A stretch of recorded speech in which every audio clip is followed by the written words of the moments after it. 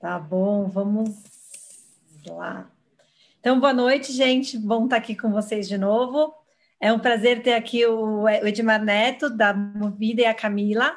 A gente vai falar um pouquinho hoje, é uma apresentação de atualização. Vocês já assistiram várias apresentações de Movida aqui no meu canal, então a gente vai trazendo sempre que tiver alguma coisa nova e interessante para falar com vocês. Ed, Camila, obrigada por aceitarem o convite e disponibilizar o tempo de vocês nesse horário nobre com a família. Mas é um tempo gostoso assim, para a gente bater um papo com o pessoal e conversar um pouquinho. Então, sejam muito bem-vindos ao meu canal. A casa aqui é sempre de vocês. Para quem não me acompanha tão de perto, eu tenho ações da Movida na minha carteira, então, como é importante vocês saberem isso, que é só um disclaimer, isso daqui não é uma recomendação de posicionamento nenhuma, o objetivo do meu canal é educacional, então, a gente traz as empresas para vocês poderem entender um pouquinho mais como a empresa atua, o que ela faz, e hoje a gente vai conversar um pouquinho sobre como está a Movida e como que ela está atuando em relação ao Covid. Então, sejam bem-vindos. Para quem é primeira vez, curte o vídeo, segue meu canal, compartilha com os amigos. Isso faz parte, tá, gente? Esse negócio do YouTube é assim mesmo. Então, sejam bem-vindos. Ed, a palavra está com você. Oi, Elô, boa noite a todo mundo que está com a gente, boa noite, Cacá. Muito obrigado pelo convite e acho que a ideia aqui é passar um pouquinho do que é a vida da empresa num cenário desafiador do como a gente está vivendo, tá?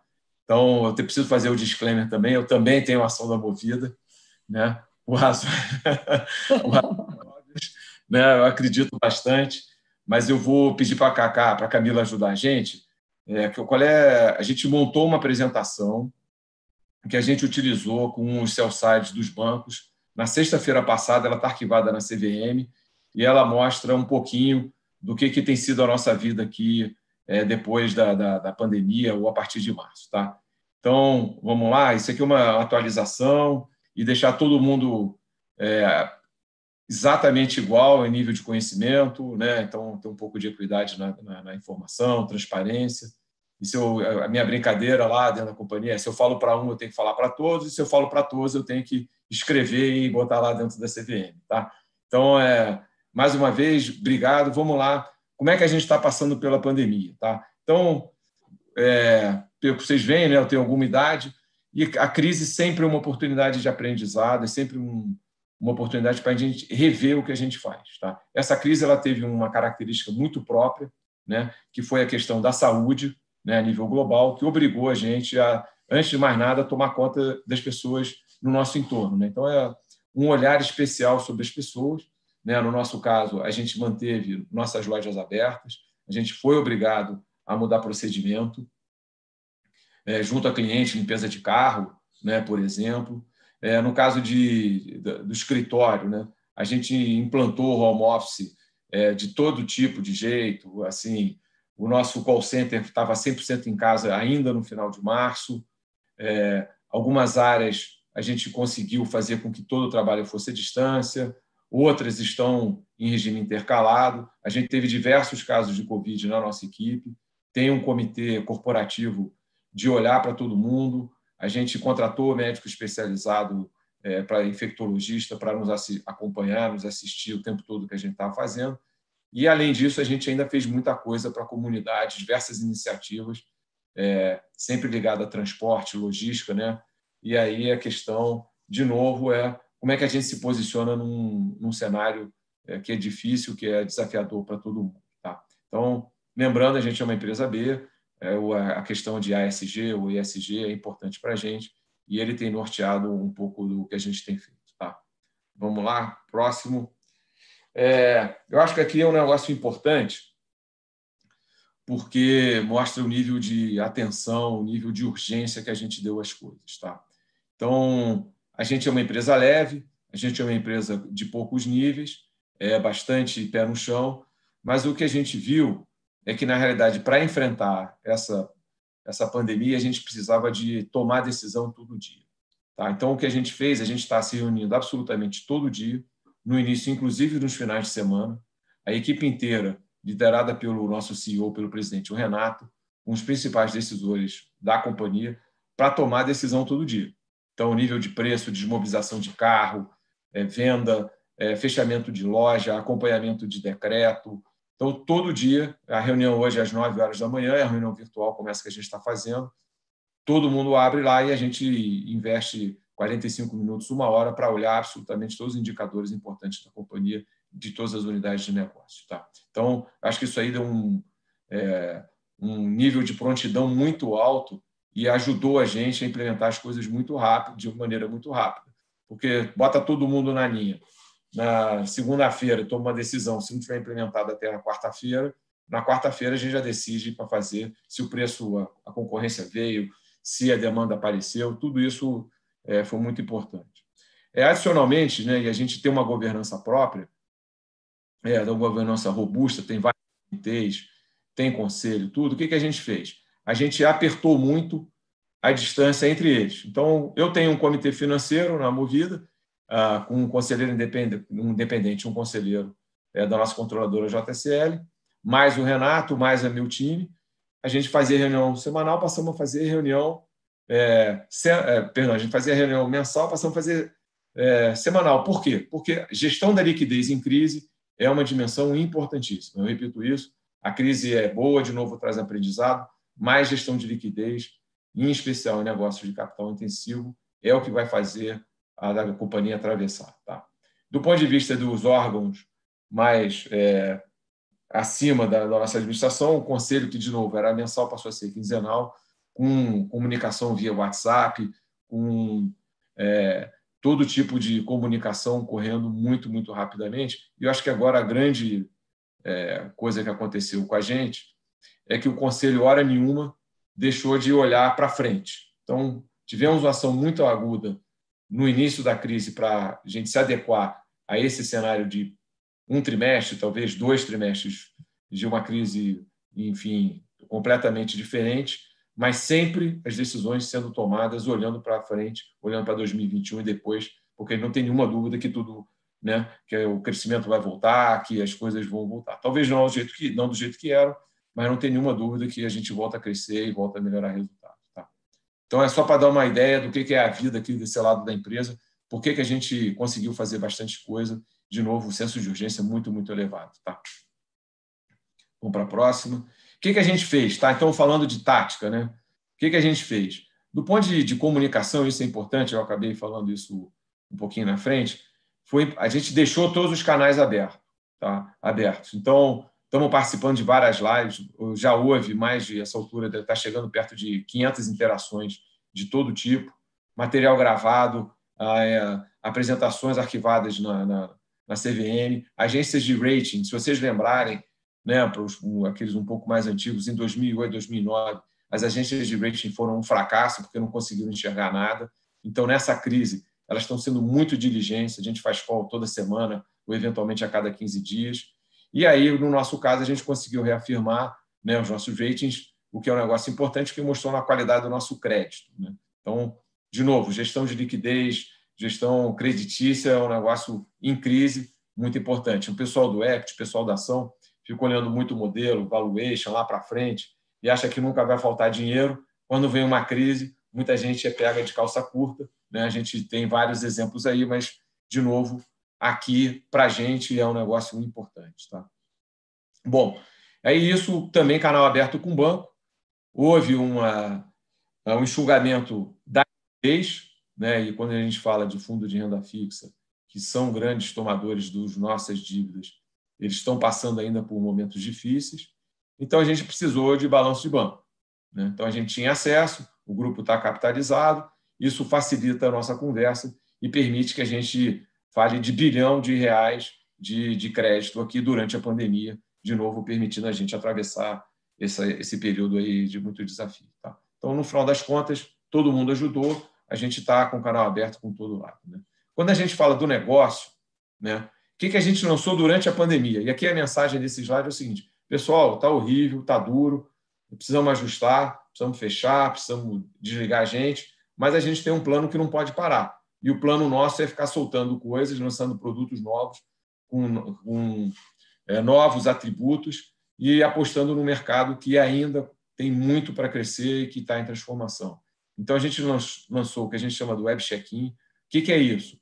Você faz todo o seu procedimento de reserva online, e você chega na loja, só tem uma mínima documentação, uma mínima checagem da documentação, você tira a chave e vai em frente. Não precisa assinar mais nada, é tudo feito de novo online ou no tablet. O novo portal do Movida 0 km é o carro por assinatura, né? Agora com uma visão do 0 km, não um carro que está na loja. Mais um produto está crescendo. De novo, foco no consumidor final, foco no cliente final. Sistema de delivery, o que é isso? De novo, mobilidade restrita. A gente montou um serviço, principalmente no Rio e São Paulo. Não tem tanta escala assim, mas que para alguns clientes a gente conseguiu entregar o carro em casa, né? Para falar, no caso até dos seminovos, né, a gente vai falar mais detalhe disso depois, até para vender carro a gente fez delivery. Então, todo o processo era feito online. O vendedor, tem casos de vendedor levando 3 ou 4 carros diferentes para um cliente na casa dele, né, com toda a precaução, com todo o cuidado de saúde, até chegar a uma decisão final e fazer a venda. Tá? Então, diversas campanhas de Corujão, as lives, né, que agora estão... Né, tem várias iniciativas, a gente fez várias também. E, de novo, produtos semanais. Então, de novo, como a agência tem uma dinâmica, está todo mundo junto, está todo mundo olhando todos os indicadores o tempo todo, você consegue responder e botar muita coisa nova no ar muito rápido. Então, a gente acredita que agilidade, que tempo de resposta em crise é um dos diferenciais para você sair lá na frente. Tá? Vamos lá, Camila, por favor. Então, aqui é um pouco qualitativo, né? Não tem toda não tem os números, né? Porque, aliás, perde a graça, né? Senão ninguém fica esperando o call de resultado. Mas aqui são 3 gráficos que mostram um pouquinho da dinâmica do setor, em especial no setor de aluguel, no RAC. Tá? Que é o varejão, é a nossa face mais visível. Tá? Loja de aeroporto, loja das principais avenidas. Então, a primeira curva é o que a gente chama da locação eventual, né? Que é a gente pegar o carro na loja e ficar 1, 2 dias, 3 dias, talvez. Tá? Então, olhando o 1º de abril, a gente estava lá embaixo, né? A gente perdeu muito cliente, né? Porque isso está muito vinculado às pessoas estarem na rua, estarem viajando, de novo, loja de aeroporto. E quando a gente olha já para a primeira semana de junho, a gente já recuperou uma parte importante. A gente não deu um número de propósito, mas ainda está abaixo do movimento antes da pandemia, mas a sinalização é muito, muito positiva. Tá? Então, a gente chega em junho, cada semana dessa, melhora um pouquinho. Tá? Fala, Elô. Ed, esses picos são os finais de semana? Isso. Ou feriado, por exemplo. Você pegar lá, teve feriado também que a gente estimulou. Então, a gente lançou uns pacotes só para leve 5, pague 3, leve 10, pague 7. A gente lançou vários, incentivou o motorista de Uber via desconto. Então, no final das contas, a gente foi fazendo várias coisas para sustentar a demanda. Tá? E, basicamente, estímulo via preço. A curva de baixo é a curva do chamado mensal. Então, a gente tem um portfólio de produtos mensais. O motorista de Uber, por exemplo, é um deles. A pessoa física, né? A Elo alugando um carro com a gente, eventualmente por um mês, ela entra nessa curva aqui de baixo. Mas, de novo, é só para mostrar que a gente teve uma barriga, como a gente falou, o mês de abril foi o fundo do vale, desde lá do final de abril a gente vê a demanda recuperando e já voltando lá para o nível lá de 1º de abril, que não é exatamente o nível do 1º trimestre, que a gente já sofreu nos últimos 15 dias, mas mostra uma tendência de volta à normalidade, ou se não é a normalidade, de um novo patamar, que não é o patamar de abril, quando a gente acusou 30% de queda no volume. Tá? A última curva, que é da direita aqui, mostra o acompanhamento de preços. Nós somos os laranjas, né? Tem os verdes e tem os azuis, né? Que são as outras empresas do setor. E aí você vê um pouco da dinâmica do que a gente chama de revenue management, que é a gestão da receita. Né? Então, a gente vinha com um preço para cima, a gente foi o primeiro a baixar, baixou, e depois, consistentemente, né, numa estratégia que se mostrou acertada, a gente vem subindo o preço sem pico. Né? Então, você vê que a nossa curva, na hora da subida, né, é aquela que tem menos oscilação, mostrando que, de fato, a gente está conseguindo ir montar preço a cada etapa. Tá? Então, isso é para mostrar, de novo, que o RAC, o pior, já ficou para trás. Né? A gente é diferente de uma empresa americana, que tem 70%, 80% da sua demanda ligada ao aeroporto, na parte de RAC. No nosso caso, é 20%, 25%, e que a gente tem um negócio mais resiliente. Então, quando o pessoal ouve assim, não, a Hertz lá nos Estados Unidos entrou em recuperação judicial, né, que é o Chapter 11, não se aplica aqui, é outra situação, é outro mercado, é outro nível de receita. Tá? Então, é também para qualificar isso aqui. Vamos lá, Camila, por favor. Só aproveitando que você falou do mercado americano, além disso, tem mais alguma questão de leasing lá? Assim, se puder falar um pouquinho, Isso. falou É de o que, o que acontece é o seguinte, vai para outra lá também. Então, a gente tem no Brasil, a gente também tem uma base de GTF, né, Gestão e Terceirização de Frota, que é o contrato de longo prazo. Né? No nosso caso, ele é, grosso modo, 30% da nossa receita, oscila um pouquinho ao longo do tempo, mas ele é mais do que isso na parte de resultado, porque ele dá uma margem de EBITDA alta. Né? Então, ele é uma componente importante do resultado, porque, como são contratos de longo prazo, eles trazem estabilidade ao resultado. Então, por mais que o RAC oscile, né, e ele oscilou bastante negativamente agora, o GTF, basicamente, ele vai ficar estável durante a pandemia. A gente para de crescer, a gente vinha crescendo 20% ao ano, agora nesse último tri, um pouco mais.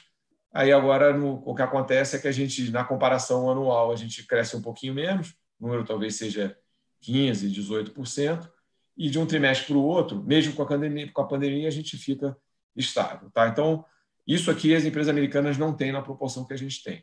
Tá? Adicionalmente, quando você fala de balanço, né, o que acontece? A nossa frota ela não está gravada, ela não serve de garantia para os financiamentos, o que acontece lá nos Estados Unidos. Então, quando você olha para a alavancagem, né, e a alavancagem é medida sobre dívida líquida e sobre EBITDA, né, no nosso caso, a gente fala de empresas que oscilam entre 2,5 e 3 vezes, aqui no Brasil, tipicamente, e lá nos Estados Unidos esse número é 15 ou 20 vezes por conta do financiamento de automóvel. Né? Então, o caso da Hess foi simples. Né? A empresa perdeu o EBITDA, então a alavancagem aumentaria naturalmente, e aí ela tinha esses financiamentos em carro, né, com o carro funcionando como garantia, o preço do carro usado baixou, aí o banco ligou para a Hess e falou assim, Hess, está faltando dinheiro aqui na sua garantia. Então, ela tinha menos resultado e foi obrigada a cobrir garantia, e aí não tinha dinheiro. Então, o resultado final a gente já sabe, isso não corre risco de acontecer aqui no Brasil, porque tipicamente a frota está livre, desembaraçada e pronta para ser vendida a qualquer minuto. Tá? Então, acho que a de GTF, gestão, é que o mercado está vivo, a gente continua ganhando contrato, a gente renovou o contrato, tem muito bid, tem muita pedida de preço, e as empresas estão se preparando para a volta. Tá? O apetite vai ser menor, mas ela vai voltar.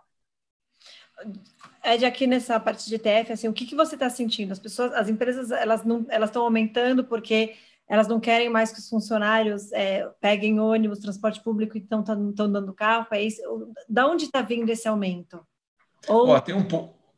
Isso aí ainda é marginal, mas já tem alguns casos, o tipo de montar pool de carro para servir funcionário, porque com a pandemia o transporte público gera um certo desconforto. Nós começamos fazendo isso dentro do próprio grupo e a gente conseguiu vender isso para algumas empresas, então tem um sinal positivo aí. Mas o fato Elo, que isso aqui são contratos de longo prazo, então as empresas sabem que vão sofrer, então quem ia contratar 50 carros, talvez contrate 30, né? E aí a gente tem muita renovação de empresas que estão funcionando, então que sabem que depois da pandemia tem vida. Então, né, hoje eu estava almoçando com o nosso gerente geral de comercial de gestão e terceirização de frota, ele teve 2 renovações anunciadas hoje. Então, é um negócio importante, porque você sabe, empresa agrícola está indo bem, empresa da área de saúde está indo bem. Tem setores que estão sofrendo. Telecom está indo bem, porque todo mundo em casa precisa de banda larga. Então, tem alguns setores que não estão sofrendo tanto. Né?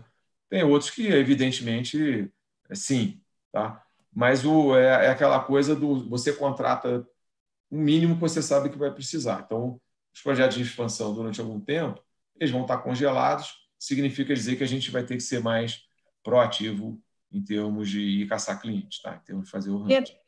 Tem até uma pergunta aqui do Eduardo, que é inadimplência em GTF, como é que está? Inadimplência está assim, tá?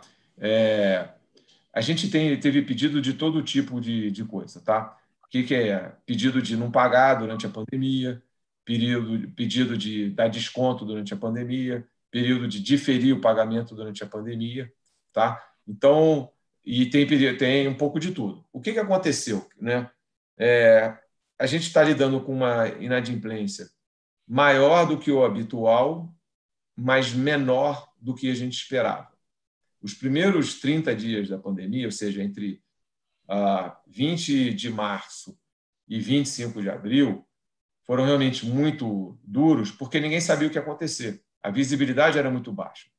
Então, do ponto de vista de liquidez, de novo, todo mundo falou assim, vou ligar para todos os meus fornecedores, mas assim, eu vou pagar quando eu souber o que vai acontecer. Então, voltando à pergunta do Eduardo, a gente tem um aumento, sim, não é um aumento significativo nesse momento, tá? Não estamos no patamar que estávamos, que era o melhor das três, eu acompanho isso na lupa, mas o fato é que, assim, a gente está fazendo um comitê, de novo, um comitê de cobrança, a gente olha pelo menos 2 vezes por semana, aí eu sento junto com o diretor comercial, junto com o meu diretor, que é responsável pela cobrança, com os gerentes gerais do comercial, e a gente olha nome a nome quem está precisando fazer alguma coisa, quem a gente ajuda, qual é o problema, como é que resolve, e a gente está resolvendo, toda semana tem um caso. Então, não é nada que, em última análise, me preocupe do ponto de vista além da preocupação habitual. Eu já tive muito mais preocupado do que eu estou hoje, de novo, voltando lá no início, mas o está absolutamente controlado, tá? Não tem nada fora de controle. Adicionalmente, a gente fez uma provisão adicional para perda, né, no primeiro TRI, ainda com uma visão muito cautelosa. Tá? E aqui qual é o ponto de interrogação, aproveitando a pergunta? A gente tem uma visão dentro do grupo que o segundo TRI certamente é o mais difícil quando você olha para a pandemia, mas a gente ainda tem algum repique. O que eu estou querendo dizer com isso? Né? Daqui para o final do ano, ainda vai ter algum dia que todo mundo vai acordar e vai falar assim, pô, acabou o dinheiro das pessoas que foram demitidas, né? O emprego está muito, muito baixo, né? As empresas não vão recontratar no curto prazo, vai precisar de estímulo monetário, que a gente está vendo hoje, mais né, Copom batendo todos os recordes de baixa jamais imaginados. E aí eu acho que a inadimplência ainda pode ter uma segunda onda, tá, Eduardo? Assim, é só um pouco de prudência do nosso lado que as coisas não estão resolvidas e a gente acha que ainda pode ter um repique lá na frente. Tá?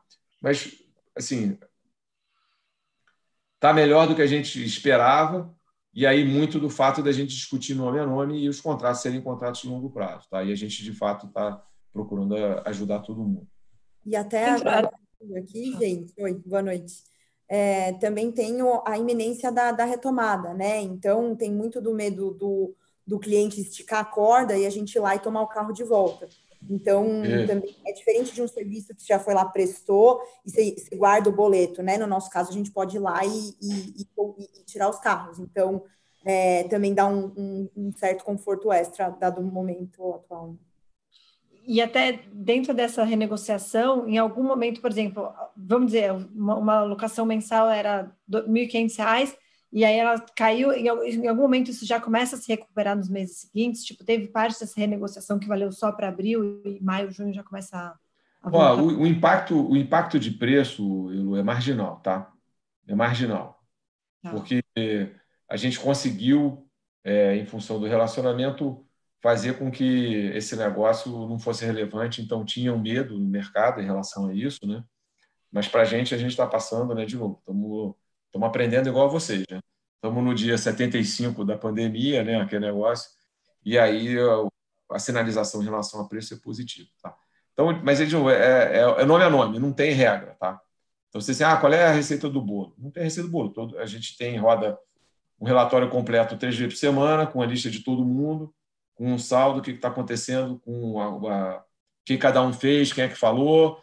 A gente senta 2 vezes por semana, uma vez com um fórum mais amplo. Se precisar do Renato, a gente envolve o Renato, o presidente.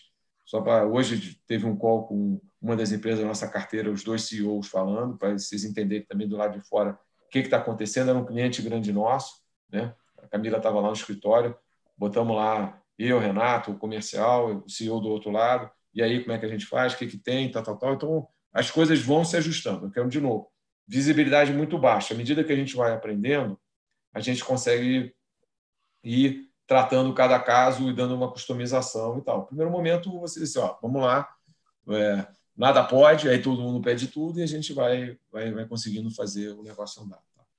Então, acho que a mensagem aqui do GTF é, sim, de fato, é um negócio muito resiliente, né? A gente tinha, de fato, isso se mostrou uma carteira boa de cliente, e aí a gente está conseguindo sustentar e voltamos a crescer. Alguma hora, não muito longe, a gente vai voltar a crescer. Tá?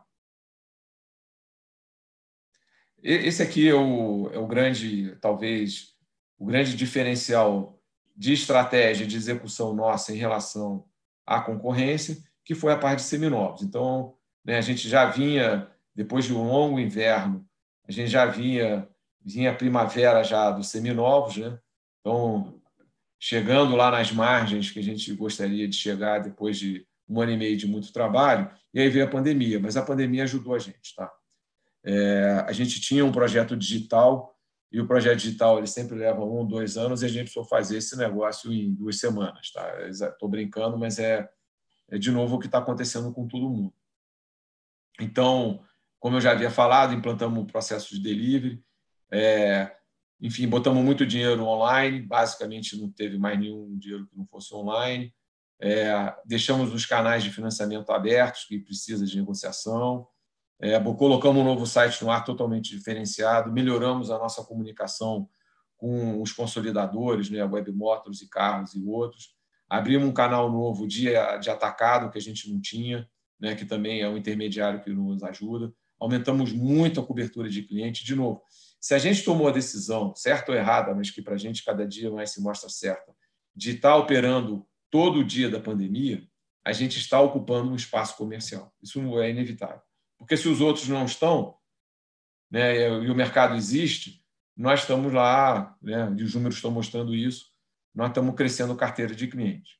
Tá? E em crescendo carteira de cliente e estando no mercado quando os outros não estão, permitiu a gente vender carro. Né? Então, o preço é um preço sofrido, não tem dúvida, o preço é abaixo 3 pontos percentuais do que a gente já estava praticando no primeiro tri, que já não era nenhuma maravilha, só para ninguém ter dúvida. Mas a gente entende que na construção da marca, na construção da empresa, do médio prazo, era muito importante a gente não jogar fora uns 18 meses de muito esforço para ganhar maturidade comercial. Né? Como é que eu passo 18 meses remando e fechando o gap, e agora eu digo assim, vou fechar a porta e não vou fazer mais nada, volta daqui a 90 dias. Não posso fazer isso. Né? Então, é uma decisão empresarial, né? E aí o pessoal cria, mas você precisou incentivar preço? Sim, precisamos incentivar em preço. Né? Para você ter uma ideia, a gente teve um momento que todas as lojas de seminovos estavam fechadas. Só que tinha gente nossa dentro da loja ligando para cliente em todas elas. Nós não abrimos mão de atender os nossos clientes em nenhum momento. Então, aí tivemos um caso de loja fechada, né? O jurídico está comigo, a Camila também tem um call semanal. O nosso jurídico ele analisou mais de 2.000 decretos durante o período da pandemia. Porque você tinha decreto federal, decreto estadual, decreto municipal, e então, para a gente saber se podia funcionar uma coisa ou outra, como é que funcionava, que horário que abria. Tá? Foram mais de 2.000 decretos que o meu time olhou para a gente poder funcionar. Né? Porque é aquilo que a gente está falando um pouquinho antes do call. Né? Nós temos sempre a opção de fazer e não fazer. A gente optou fazer, e para fazer nós vamos fazer direito. Tá? E aí, Seminovos mostrou 3.500 carros. A gente já vendeu mais em maio. Em junho, parece que nós vamos vender mais também. Vamos chegar lá no final do tri com um número muito razoável, considerando tudo que está acontecendo. Tá? Ed, não sei se você vai falar depois, mas vocês estão vendendo carro, vocês estão comprando carro? Ou a ideia é, vocês vão reduzir agora e entender, porque imagino que a taxa de ocupação, ainda que deva estar melhorando, ela deve estar aquém do que vocês gostariam. Eu vou, número 1, a gente não recebeu praticamente nada em abril e maio, tá? Mas, dada a velocidade de venda, a gente está avaliando receber alguma coisa agora em junho. Né? Vou te dizer por quê. Porque a gente acredita que em julho vai ter haverá férias no Brasil. Né? Está todo mundo cansado, mesmo que não tenha toda a possibilidade de locomoção, todas as opções que a gente teria em tempos normais. né? Está todo mundo cansado, né? Quem está fazendo a quarentena total está 90 dias sem sair de casa, talvez mais, né? Mais um mês desse negócio. Quem está trabalhando está se esforçando em situação totalmente doida para ser coisa, né? Porque anda pela rua sem ninguém, né? Enfim, aquela coisa toda. Então, tem um esgotamento, e a gente aposta nisso, né? Vai ser um momento de todo mundo tomar um oxigênio, né? Aí vai variar, né?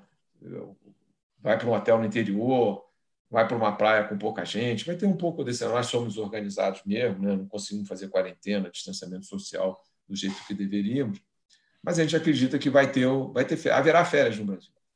Haverá, até porque, né, eu tenho filho, você tem filho, as crianças estão tadinhas, né?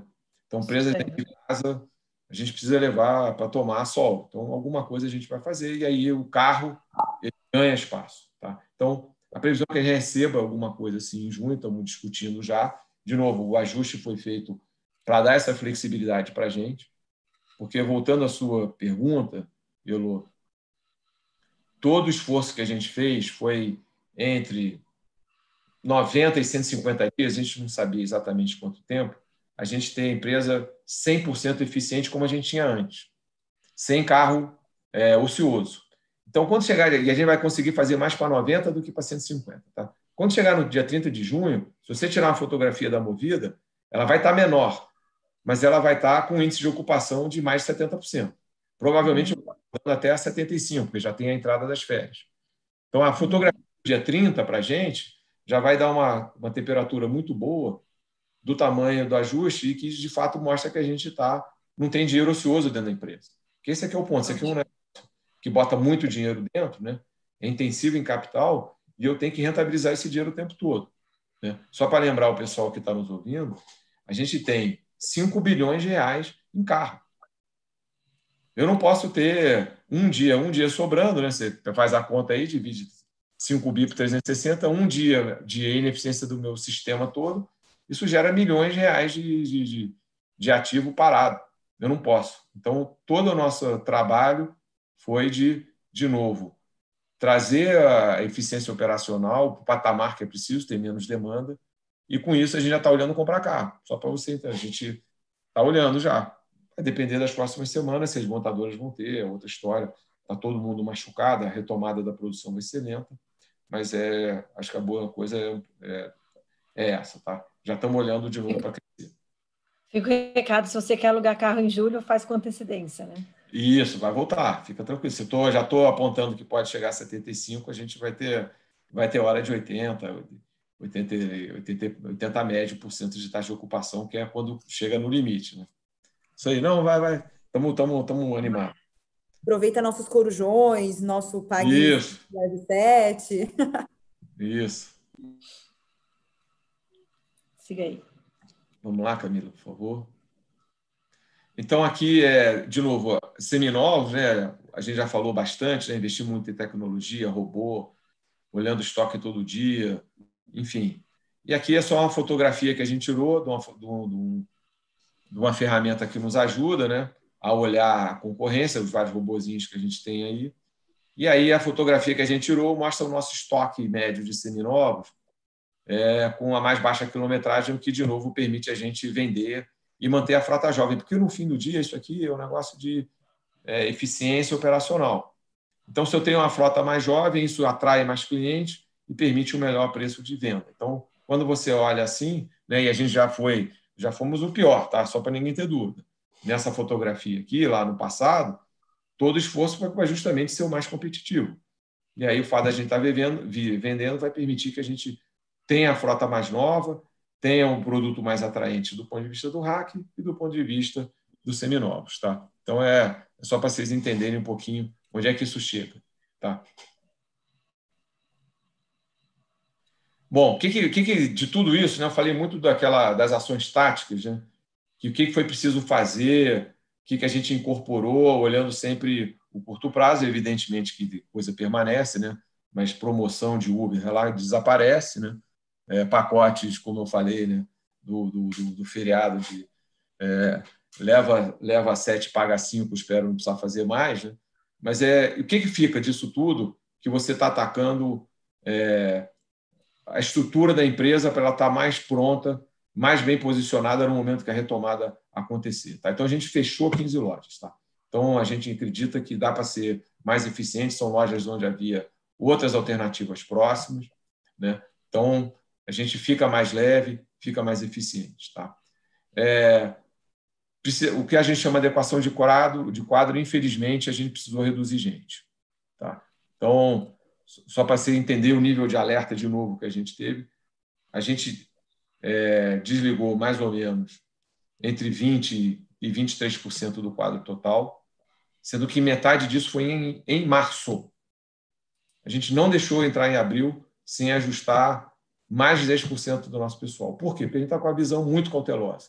E cada dia faz diferença. Então, por isso que eu digo sempre, essa questão da reunião diária, do nível de alerta que a gente está, vai fazer diferença lá na frente. Então, houve uma redução de quadro de 10% ainda em março. Né? Depois, o restante foi em abril. Quando a gente fala de aluguéis, de novo, lembrando, né, a gente perdeu muita demanda de aeroporto e, certamente, os aeroportos são as nossas maiores lojas e com os custos mais caros. Então, isso aqui a gente está renegociando com eles desde o primeiro dia. Então, renegociamos com vários proprietários. Alguns aeroportos nós já conseguimos fechar acordo, outros a gente conseguiu fechar acordos temporários. Mas quando a gente olha para frente, né, e vê que a demanda de aeroporto vai demorar a retomar aos patamares anteriores, né, comparado às outras, então obriga a gente a ser muito assertivo na questão de reduzir o valor do aluguel de aeroporto. É um negócio difícil, né? Só estamos falando de uma conta de aluguel da companhia, que é uma conta de 100 milhões de reais por ano, só para vocês terem uma ideia do que eu estou falando. Ninguém quer ceder, né? Os aeroportos estão em dificuldade, né? O entorno, né? Vai sobrar imóvel para tudo que é lado também, porque todo mundo ficou mais pobre, mas a gente tem que fazer. Tá? Então, não tem jeito. De novo, marketing, a gente cada vez mais no digital, cada vez mais marketing de performance. Né? Então, a propaganda institucional, né? ela fica cada vez menor nas empresas. Né? Ela tem a perda do espaço da televisão para o mundo digital, então isso acontece mesmo. A parte de compras está comigo. Né? Então, a gente, basicamente, conversando com todo mundo, né? De um jeito ou de outro, a gente está conseguindo coisas. Né? E não tem nada, não tem nada sagrado. Né? Então, a gente está revisitando todos os custos, todos os escopos. Então, teve coisa que a gente cortou, teve coisa que a gente mudou, teve coisa que a gente ligou para o fornecedor e falou: nós precisamos de rever para você ficar com a gente, como é que você fica. Então, na verdade, é isso. A gente está atacando esses 10 mil fornecedores de diferentes esferas e em diferentes políticas. Eu acho que tem uma coisa importante aqui, né? Que eu vivi outras crises e também acho que isso é muito importante, a questão da credibilidade da companhia. A gente não deixou de pagar ninguém, está com tudo em dia. A gente não usa esse elemento, né, de maneira leviana, né, você travar o pagamento do cara para forçar o cara a vir conversar, ele não faz isso, mas a gente tem conversa dura. Então, é só também para não achar que a gente está sendo menos nessas horas. É só que a gente procura fazer isso da maneira mais legítima e importante, porque a gente tem a maioria dos nossos fornecedores, né, são 10 mil, são empresas pequenas e médias. Então, quando você... Né, a gente está vendo todo o esforço que o governo está fazendo para tentar fazer dinheiro chegar na pequena e média empresa, o que é quase impossível, né, porque ele fica represado antes. Né, o fato da gente continuar a fazer negócio, continuar a mandar carro para manutenção, continuar a fazer isso, alimenta e mantém a nossa rede de fornecedores, que na verdade são parceiros nossos. A gente não consegue prestar o nosso serviço se eles não estiverem prestando deles para a gente. Tá? Então, é um negócio importante que a gente preza muito. Tá?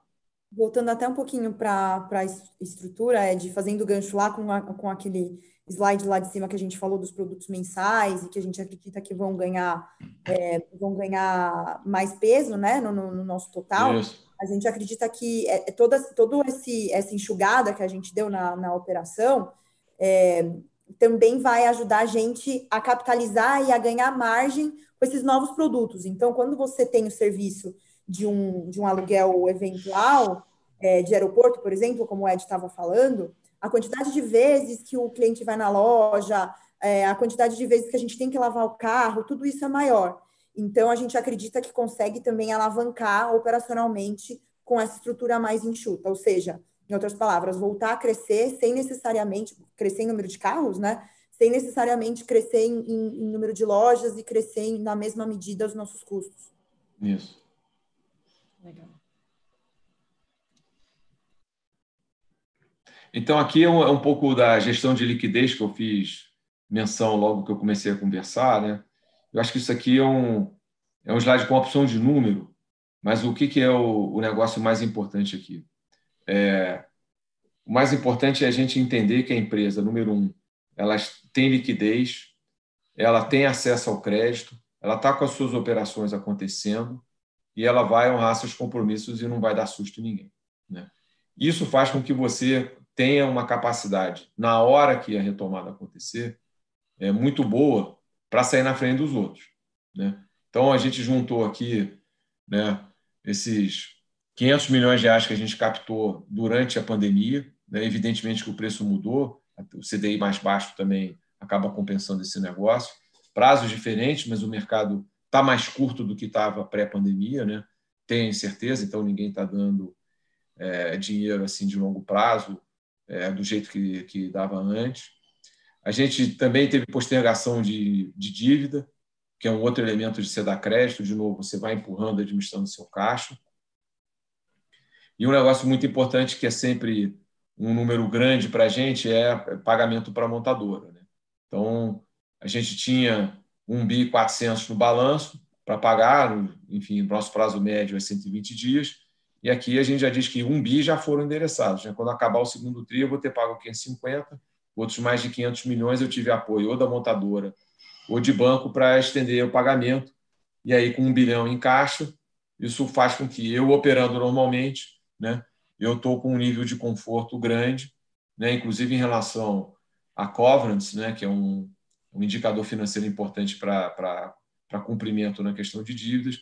Nós estamos num patamar, eu diria, de razoável conforto olhando tudo que está acontecendo, né? Porque a gente vai ver agora são várias empresas negociando covenants e tal, já tem algumas, vários casos públicos, mas no nosso caso aqui a gente não vai precisar passar por isso, o que de novo reforça a questão da administração financeira precavida, cautelosa, gestão de caixa, né? A Camila está lá comigo, eu passei por outros momentos difíceis em outras empresas, e toda hora que dá problema, o que garante que a empresa vai chegar do outro lado do rio é dinheiro, é liquidez. Então, a gente tem sido conservador nesse negócio, baixa a alavancagem. Quando, dia 31 de março, a gente era a empresa com a menor alavancagem das 3 listadas do setor, e aí a gente consegue manobrar, tem espaço para manobrar. Tá? Então, a mensagem aqui é gestão de liquidez, eu envolvido diretamente, a equipe envolvida diretamente, execução, e a gente, durante a pandemia, levantou R$ 1 bilhão. É disso, essa página aqui, nós tivemos a mais de R$ 1 bilhão de crédito, de um jeito ou de outro, durante a pandemia, né? É disso que a gente está falando. Isso tudo seria muito bonito, né?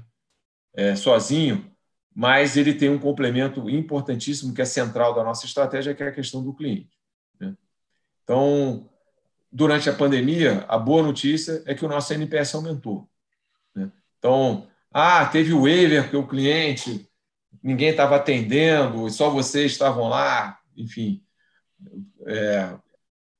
do jeito que a gente sempre animado e tal, mas acho que o destaque aqui é o seguinte: a gente não deixou de olhar para o cliente hora nenhuma, né? Porque ele é central da nossa estratégia. Então, fizemos pesquisa, eu vou falar de pesquisa daqui a pouquinho.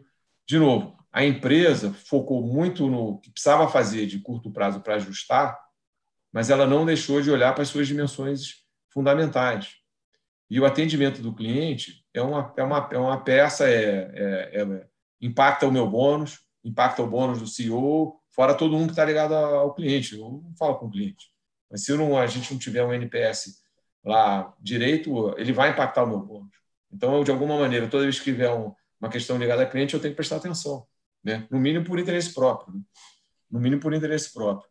Então, acho que aqui é para mostrar que a gente não perdeu o foco do cliente, que é um negócio bem legal que a companhia tem, tá? Aqui de novo, Reclame Aqui, né? Então, era um desafio. Camila e eu chegamos na companhia 4 anos atrás, a gente tinha níveis ruins de Reclame Aqui, sendo bem transparente, lutamos para melhorar, o hack já está em ótimo. Os seminovos lá, que a gente fez todo esse trabalho de recuperação, ele nem conseguia ser cotado por insuficiência de respostas. Então, melhorou, né? Então, a gente primeiro conseguiu subir e agora a gente tem conseguido manter um nível igual aos nossos concorrentes, né? E lembra que a gente saiu lá de trás, né? Tem concorrente nosso que tem 40 anos, tem concorrente nosso que tem 20. Então, a gente é o mais moço e o desafiante disso tudo, tá? Então, acho que a boa notícia é nós não perdemos qualidade, mesmo com tudo que tinha que fazer, mesmo reduzindo quadro, mesmo fechando loja, mesmo com as restrições que a pandemia trouxe para a gente, tá? Para onde a gente está indo, né? Então, de novo, é aquela história de o nosso conselho, hora nenhuma, deixou de olhar para tudo que estava acontecendo, mas também ficava cobrando positivamente o que a gente está fazendo quando isso tudo acabar, né? Como é que está esse negócio? Então, de novo, está aqui uma pesquisa mostrando que o carro sai mais forte do que entrou na pandemia. Tem um público novo interessado, tem um uso novo, a gente falou do transporte público, tem o transporte, o carro ocupa um pouco o lugar do avião também, na viagem de um estado para o outro, ele já está ocupando, era um negócio residual para a gente, hoje já vira relevante, ainda mais com as férias a gente vai ver. Então, acho que a história toda aqui é para mostrar que o fundamento de crescimento está preservado, né? Porque é aquilo que todo mundo está ouvindo nas lives de todo mundo, muito mais experiente, muito melhor que eu falo. Todas as crises elas começam e acabam, sem exceção, né? E essa daqui vai acabar, mais dura, vai ter repique, mas a gente vê claramente a possibilidade aqui de trazer mais gente para esse mercado que já cresce bastante todo ano, tá? Vamos lá, Camila. Aqui a gente traz um pouquinho do que está acontecendo com os nossos números, né? Então a gente trouxe, né? Fomos a primeira empresa a publicar resultado. Aí a gente trouxe abril, né? Então, vocês olharem aqui, número diário de hack, na comparação com o primeiro TRI, caiu 26%. Quando você olha a gestão de frota, 2,5%, ou seja, praticamente estável. E seminovos caindo, mas caindo muito menos do que a concorrência. De novo, a gente conseguiu operar num nível mais forte do que os outros, de novo, olhando para frente, quando a retomada vier, porque ela vai vir, a gente vai estar com uma empresa mais magrinha, sabe? Então é aquela história, né? A pandemia teve o cara que ficou em casa só comendo biscoito e teve o cara que acordava às 5 horas da manhã para fazer ginástica, né, na sala, né? Um dia que sair da pandemia, voltar a correr no parque, o cara que de alguma maneira fez vai estar mais bem preparado que o outro. É uma brincadeira, mas é só para dar um pouco da cor. E aí a gente traz mais em junho. Então, na realidade, hack, ocupação e preço subindo de novo. O patamar que estava era um patamar insustentável do ponto de vista de negócio, né? Então, para ninguém ter dúvida.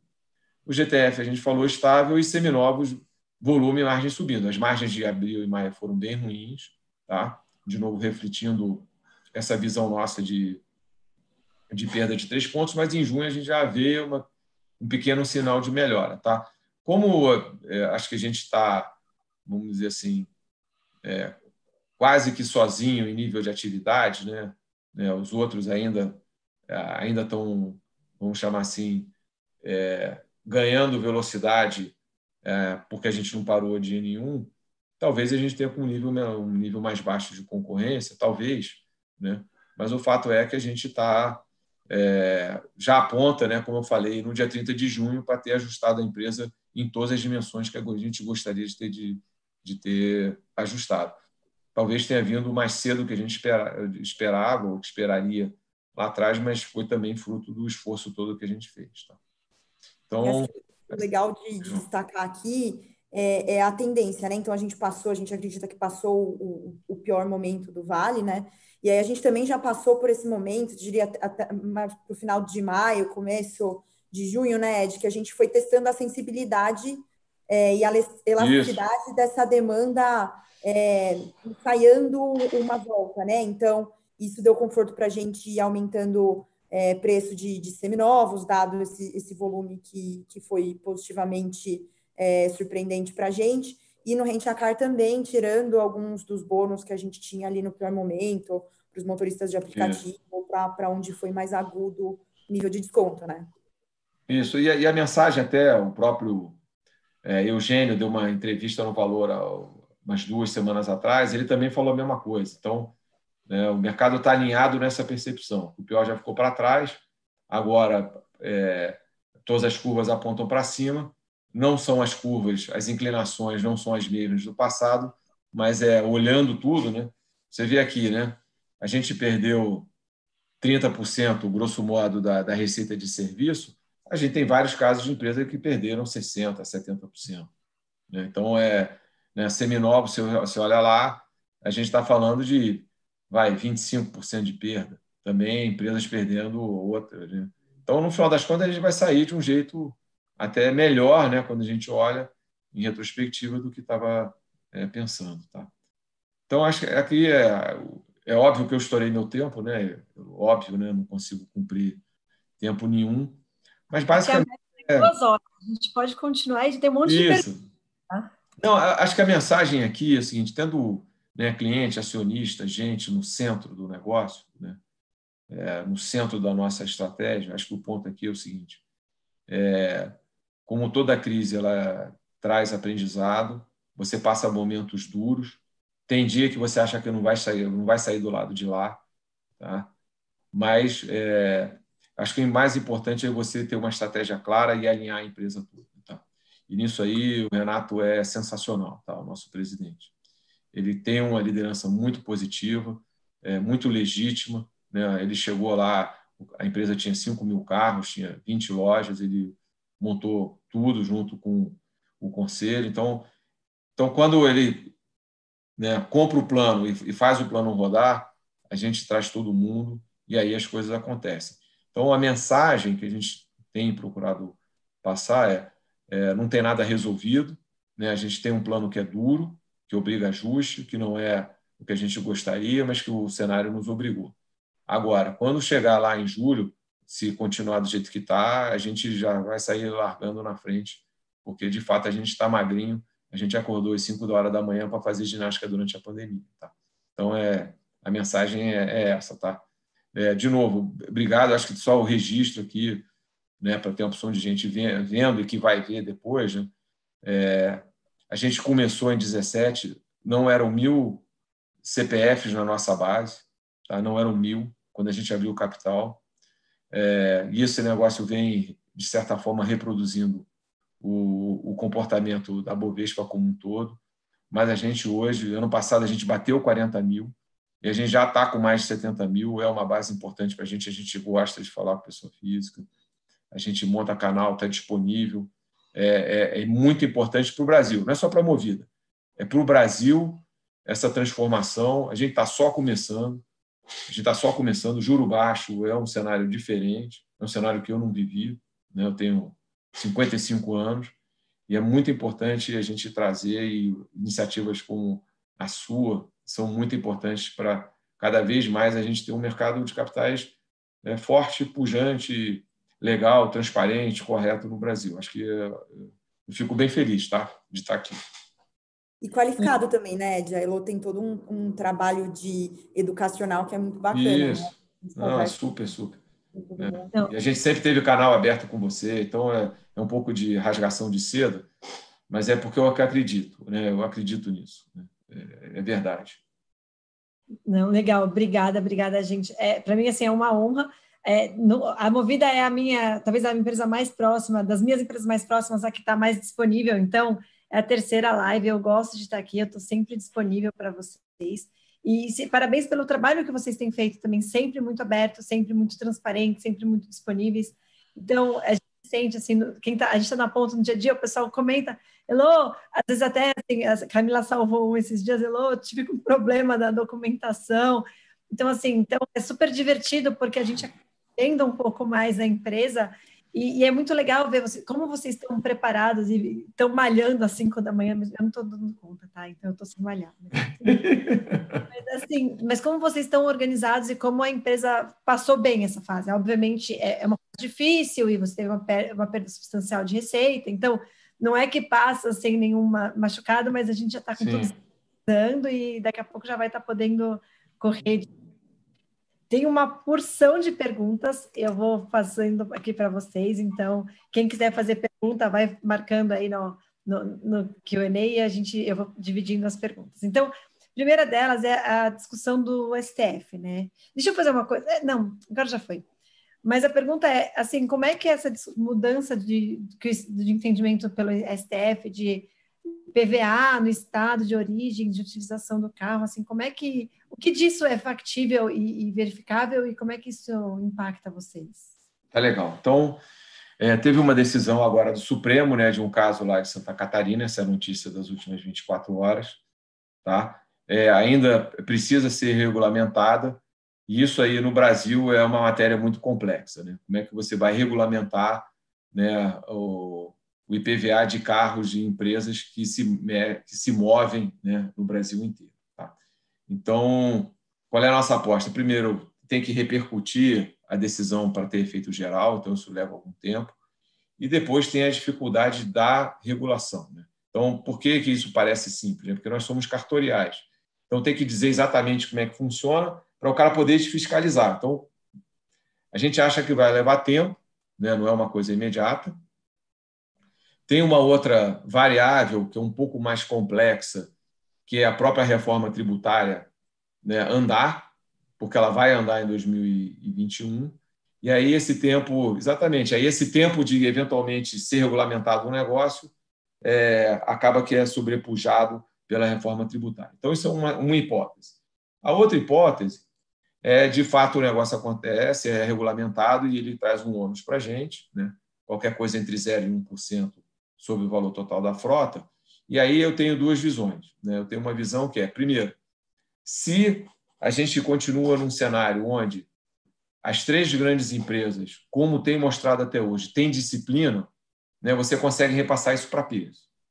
Né? Então, né, a gente está falando, Camila e eu fizemos conta hoje de manhã. Se eu tenho um aluguel mensal de R$ 1.500, significa dizer que eu preciso aumentar esse aluguel em R$ 15. É disso que eu estou falando. Né? Não é tanto dinheiro assim. E eu tenho que promover isso tudo. Então, se houver disciplina na questão do mercado em si, das três grandes, isso é repassado para preço. E aí quem perde é o consumidor, né? Porque acaba tendo um produto mais caro. Por outro lado, se não houver isso, vamos dizer que a gente está num cenário onde as coisas estão menos organizadas, isso obriga a gente a ser mais eficiente para compensar o novo ônus. Então, ainda tem eficiência para você ganhar no processo, claramente. Né? Todos os últimos anos mostram isso, que as empresas ficaram mais eficientes. Então, a gente vai do lado do custo. E talvez, na realidade, a solução, caso seja implementada, seja o meio do caminho, um pedaço na receita, um pedaço no custo. Mas tem que esperar, tá? Esse negócio provavelmente vai precisar de um convênio especial só para a empresa de locação, com o CONFAZ, porque isso envolve todas as secretarias da Fazenda. Então, isso é um negócio demorado, sabe? Isso é um negócio que não sai da noite para o dia. Tá? Eu tenho experiências pessoais em outras empresas de complexidade semelhante que levaram tempo para ser regulamentada. Tá? Também acho importante fazer um paralelo, que isso que rolou essa semana dessa decisão, ela é uma decisão pontual e que pode vir a se tornar uma jurisprudência ou criar um precedente. É diferente do que foi lá atrás, você vai lembrar, eu acho que o pessoal aqui também que acompanha vai lembrar da discussão do ICMS. Ali era mesmo uma regulamentação, tá? Então, ali eles estavam pedindo para fazer uma alteração, de fato, e aqui é um entendimento que pode ser usado como base jurídica para algum futuro, alguma futura decisão.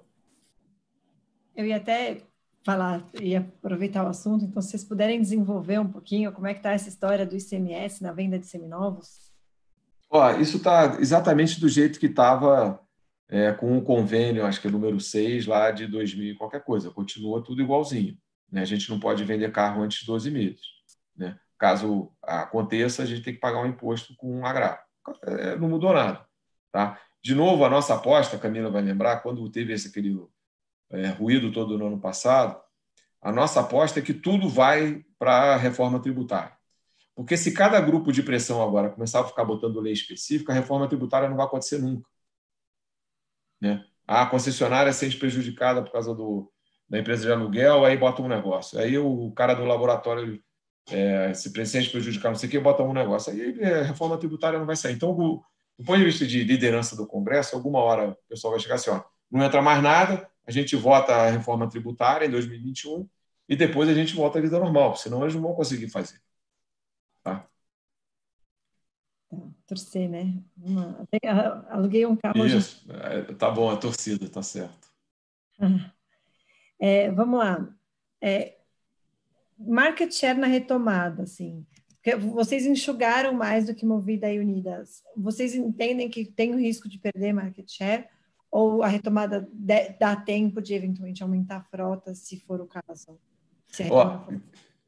Esse negócio é um negócio interessante, que eu tenho informação justamente já dizendo o contrário, tá? De novo, por quê? Porque eu estou 100% operacional. Então, se você olhar lá e comparar as prévias de abril que todo mundo publicou, você vai ver que quem perdeu menos foi a Movida. Ainda que eu tenha reduzido mais carro.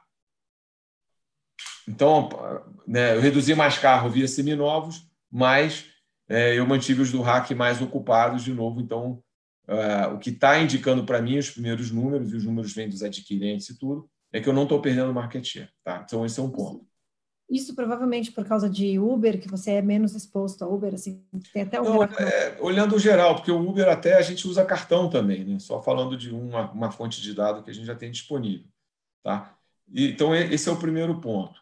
Depois, eu acho que a pergunta é muito boa, porque é sempre o nosso desafio. A gente não tem o tamanho dos outros, então isso obriga a gente a ser mais eficiente, mais apertadinho em custo, porque se eu não tenho a escala, eu tenho que compensar de outro jeito. Tá? Então, pode haver, sim, uma perda de market share? A gente acha que, eventualmente, sim. Os números não estão indicando isso. Tá? Mas isso, por outro lado, na medida em que a gente sai mais magrinho, né, e sai já pronto para crescer, a gente vai conseguir focar em crescimento, enquanto os outros ainda estão resolvendo problemas que nós já resolvemos. Né?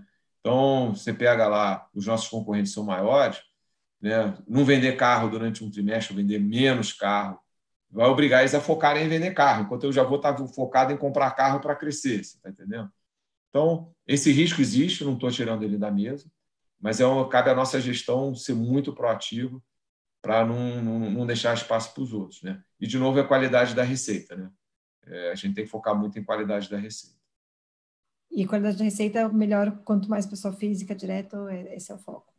Exatamente. Aplicativo, tecnologia, continua sendo a mesma cabeça e cada vez mais. Isso. É como é o caso do web check-in, né? Tá?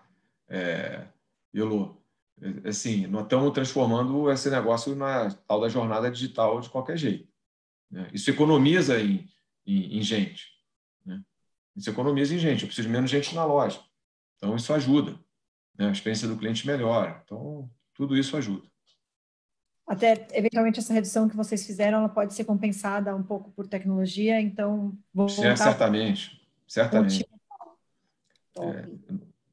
E outra pergunta que tem é o seguinte, M&A, assim, nesse cenário a gente teve um susto para muita gente, vai ter muita empresa apertada. Vocês estão olhando M&A, tem oportunidade aí, ou dentro do que vocês enxergavam, talvez alguma oportunidade em tecnologia, tal, mas não empresas de... Não, continuamos focados na coisa orgânica, tá? E aí, de novo, a velocidade com que nós nos ajustamos é mais um ponto a favor da gente crescer com as nossas próprias pernas e trazendo mais carro e sem ter o desafio de integração. Tá? Então, acho que isso reforça. Tá? Eu, em outras empresas, já passei por isso. Né? Você monta um grupo, aí fica escolhendo o sistema do A, o outro sistema do outro, quem que se aproveita. Então, tudo isso é distração. Tá? Então, no nosso caso, se não for um negócio que traga muito valor, muito parrudo, assim, não faz sentido. E aí, de novo, a gente volta para a questão de quem é que está comprando o carro melhor, se nós ou os pequenos. Então, o mercado está mostrando que os grandes conseguem crescer né? E aí ter uma estratégia um pouco diferente, fazendo algumas aquisições eventualmente, né? Teve uma grande transação que foi a Unidas com a Locamérica, mas fora isso foram transações pequenas, né? Em nosso caso é só foco na gente mesmo. Legal. Quando a gente fala no 5, 10 anos, assim, pensando em conceitos de mobilidade, assim, eu acho que eu não acredito muito em novo normal, mas alguma coisa mudou em relação à mobilidade, dado que hoje a gente olha a mobilidade como um risco maior de contágio. Assim. O que vocês estão enxergando? Como é que a gente enxerga daqui a 5, assim, a gente não sabe, né? Mas o que parece que o futuro próximo, que o não tão próximo, deve reservar? Ó, a gente tem algumas coisas que não mudam nada com pandemia, né? Que é a questão do carro como serviço, né? Cada vez mais você vai querer, como tudo que está crescendo nesse passado recente, você não precisa ter a posse do negócio, né? Então, você vai ter Uber, Airbnb, diversos exemplos de coisas onde você passou a ter acesso sem necessariamente ter a posse, e aí você tem graus de liberdade que você não tinha no passado. Tá? Então, esse é o primeiro ponto e a gente acredita nesse negócio. Segundo, o Renato fala um negócio que eu concordo muito, talvez o nosso maior concorrente não esteja nem no mercado nosso hoje, talvez seja um desses caras de fora, né? E aí, só pegar um exemplo, né? Lá nos Estados Unidos está uma discussão grande, né, pré-pandemia, se a Amazon ia comprar lá a FedEx, lá, né, e entrar no setor de logística, né, porque ele já tem, né, sei lá, eu acho que são 45 milhões de pacotes por dia, um negócio assim colossal, né? Então, aí ele verticaliza, né? Como então talvez o concorrente venha de um setor desse, seja um desses, né, desses caras chegando no Brasil com uma outra escala, né? A gente acredita que a gente pode ser um white label, né? A gente pode ser um operador, aspas, logístico, de uma empresa que queira fazer a questão de frota, de ter carro, né? Então isso também é possível. Com o dinheiro, né, o custo do dinheiro num outro patamar, isso pode trazer algum nível de concorrência do tipo fundos, né? O cara está com dinheiro, CDI é 2%, ele vê um negócio que está indo bem, né? E aí o setor indo bem chama a gente, né? É aquela coisa, né? Você não vê ninguém querendo falar assim, vou abrir uma companhia aérea, mas o cara pensar em abrir uma empresa de aluguel de carro deve ter uma opção, né? Então, a gente acredita que isso também pode trazer um pouquinho de movimentação para o setor, né? Mas a gente tem muita confiança de, número um, a subpenetração ela é fato no Brasil. A questão do preço ela ainda só arranhou a superfície, então ainda tem muita coisa para trazer de público novo, desconhecimento, uso de capital, seja do ponto de vista da empresa, como do ponto de vista da pessoa física, né? Então, se eu falei do carro como serviço para a pessoa física, a mesma coisa vale para a empresa, né? Eu sou um CFO, né? Como é que eu justifico agora, sendo uma empresa de um laboratório, qualquer coisa assim, eu justifico ter uma frota e botar milhões de reais num negócio que não é o nosso core, que não é o nosso central, tá? Então, olhando para frente, de novo, é aquela coisa, os fundamentos continuam os mesmos. Parecia que ia ser uma autoestrada alemã, né, para falar de carro, né, sem limite de velocidade. A gente agora está numa estrada, tem um pedaço de terra, tem, enfim, limitação de velocidade, mas vai chegar no mesmo lugar, né? Então, daqui a pouquinho a gente está só na autobahn alemã de novo, acho que sem maiores sustos, tá?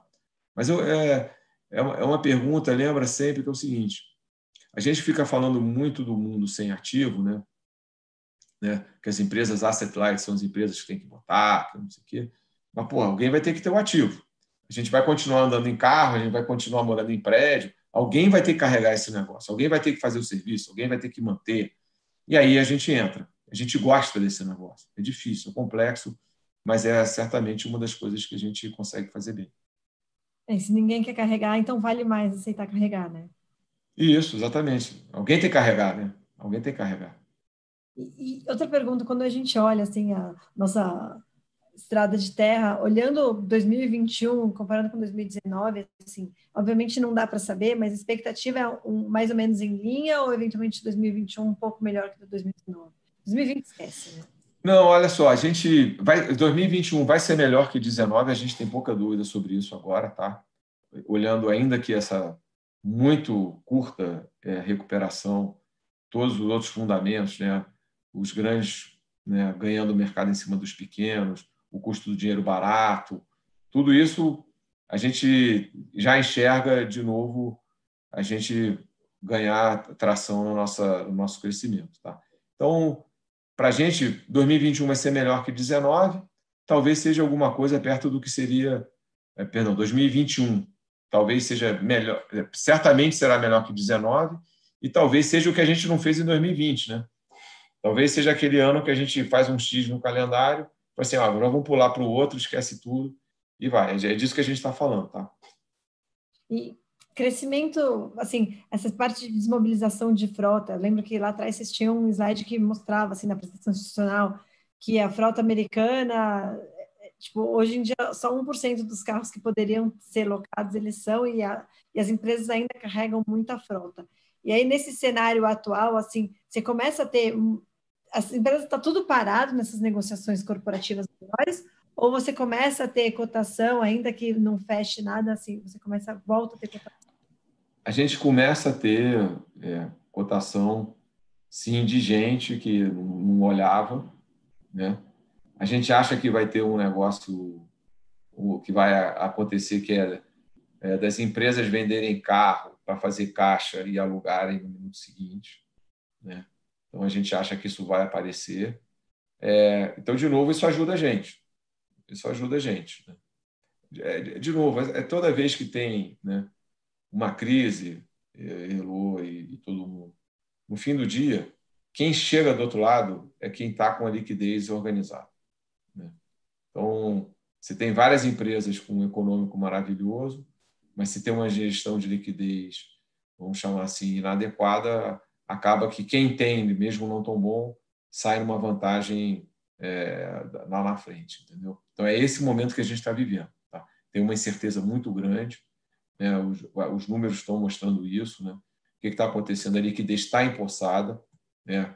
Essa briga toda da pequena e média empresa, o dinheiro não está chegando lá, né? Os grandes seguraram, né? E quem está podendo operar, né, com tranquilidade está operando com tranquilidade. Então, quem não teve acesso, quem não estava com os canais azeitados, vai sofrer mesmo, não tem jeito.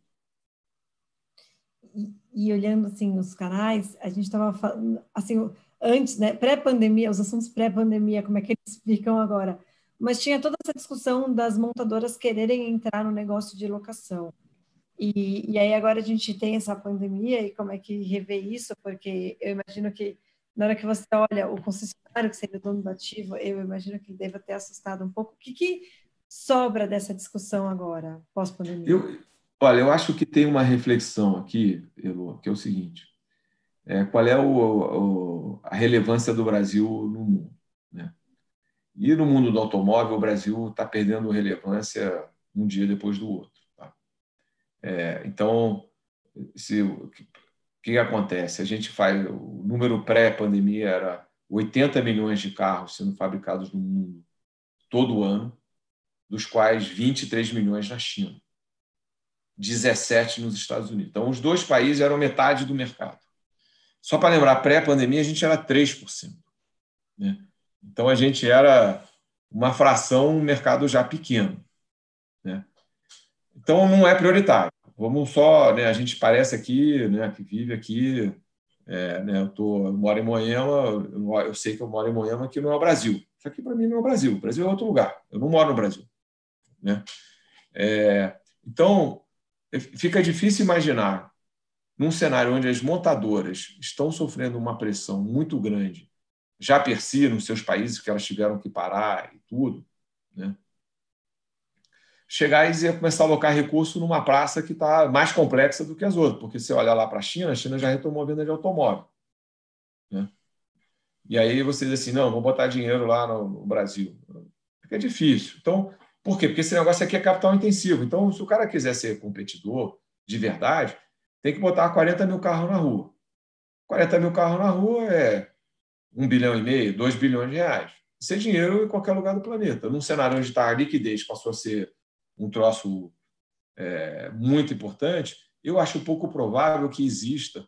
Podem existir ações pontuais, sim, tentativas, associações e tal, mas você dizer que vai haver uma ação muito grande de cada uma das montadoras que venha a se tornar competidora de uma empresa como a nossa, tem 120 mil carros, como a da Unidas, que tem 170 mil carros, ou a da Localiza, que tem mais de 300 mil carros, fica muito difícil. Então, é muito difícil qualquer pessoa justificar esse investimento, porque o investimento ele se dá na medida que você precisa de balanço para botar o carro, porque o cara não vende mais, né? Ele fabrica e segura. Então, além da própria complexidade do negócio, né? Nós sofremos muito, né? Carro batido, carro roubado, brigamos para caramba para consertar esse negócio. Estamos em velocidade de cruzeiro, sim, nesses indicadores, mas é um negócio que precisa de uma diligência todo dia e que não é a expertise da montadora. A montadora é uma indústria, uma empresa cheia de engenheiro, os planos, pô, né? Imagina o que é a produção na Volkswagen, né? Uma indústria alemã e tal. Aí você tem que explicar para o cara lá que tem carro roubado, que o cara entra apresenta documento falso. Você está entendendo? Que emite boleto falso. É difícil.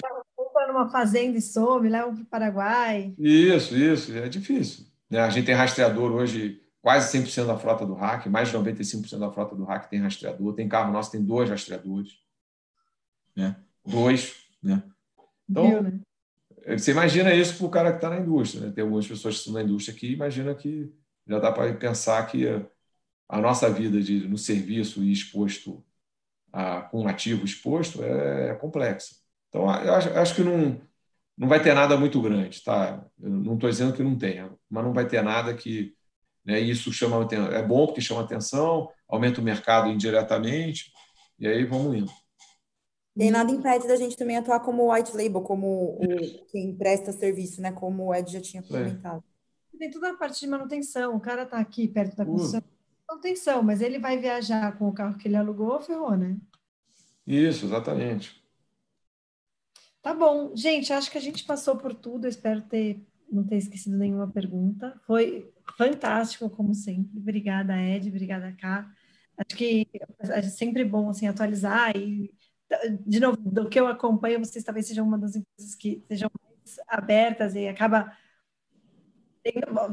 junto com a JHSF, para ser justo. Mas assim, vocês estão muito abertos, é muito legal. Assim, acho que o pessoal que acompanha entende, sabe? Eu sempre falo assim, em curso, que o segredo é que você precisa entender o negócio que você investe.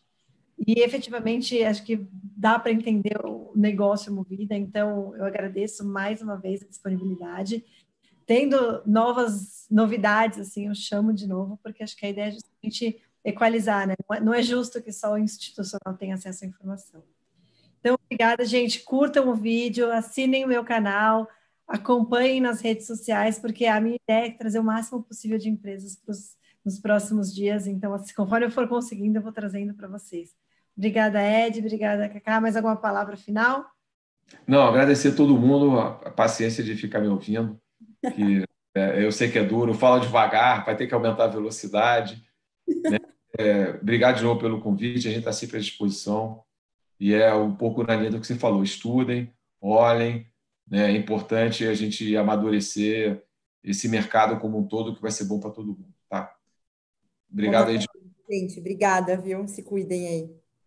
Obrigada, pessoal. Se cuidem e até mais. Isso, se cuidem. Tchau. Beijo, tchau, tchau.